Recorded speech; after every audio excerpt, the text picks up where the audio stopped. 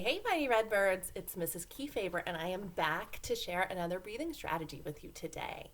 I hope that you were able to use your square breathing yesterday and hopefully maybe teach it to a family member and just show them how simple breathing strategies can really be. So, before we do our next one today, I wanted to answer a question that I get from a lot of people. Two questions, actually. And the first one that I hear a lot is, well, when am I supposed to use these breathing strategies? They're simple enough to learn, but when should I be using them? And so I just wanted to give you a few examples of when you might want to use some of the breathing strategies that we work on. So, first of all, I think that using breathing strategies like square breathing and the one that I'm going to teach you today can be really done anytime, but they're especially good when you are feeling a really big emotion or feeling. So, for example, we're all home right now, and I know sometimes we might get annoyed with our brother or our sister, or maybe even our parents sometimes, when we are all staying home together in such close quarters. So, when you're having that annoyed feeling, and what you really want to do is maybe yell at someone or stomp off, it's a really great time to decide to use some breathing strategies. So, taking a pause, going away so that you can calm yourself back down and use that breathing strategy, whichever one you choose, is a great way to catch yourself, stop yourself before you kind of show your annoyance in a way that may not be so welcomed by your family members.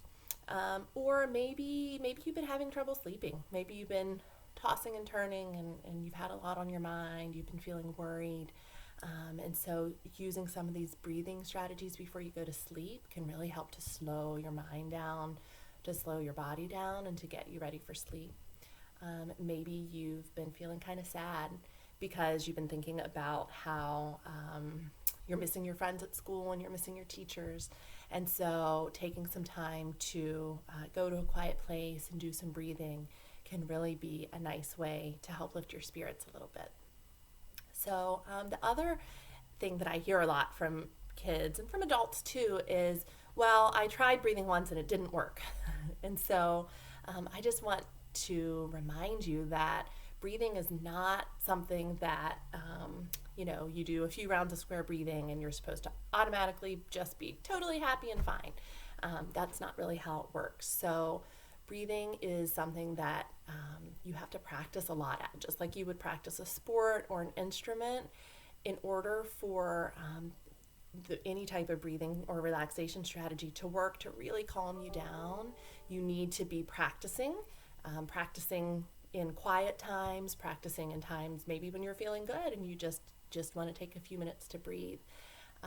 And the more you practice, the more it will become muscle memory. And then when you are in a really having a really big emotion or feeling, then you can naturally start to use your breathing that you've been practicing.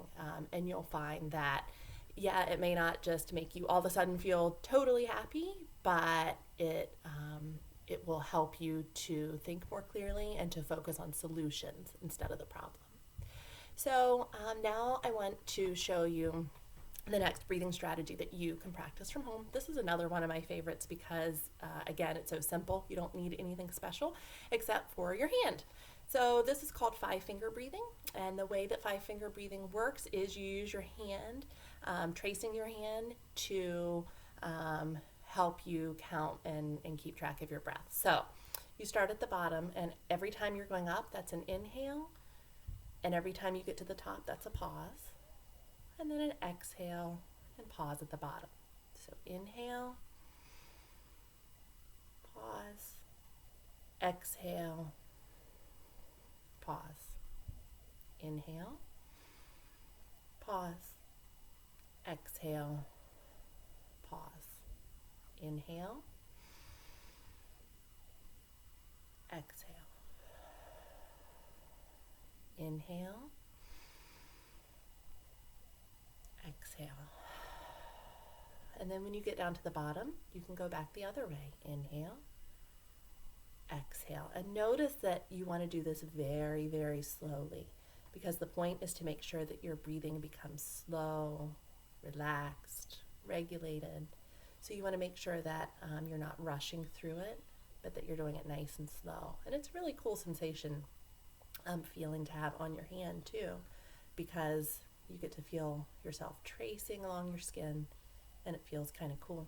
So if you do it forwards and backwards, that's 10 nice deep breaths. So if you do that 2, 3, 4 times in a row, that's going to really help you to get nice and calm, to have a nice break, a nice moment away, and hopefully just to feel good and feel calm and relaxed. So just a reminder so far that we have learned about square breathing, and now we've learned about 5-finger breathing. And I will have some more strategies up for you the next time I'm on. So I hope you're enjoying this beautiful day outside, and able to spend time with your loved ones and spend some time alone too, taking a break and really tuning into your breath. So have a great day, and I'll talk to you soon.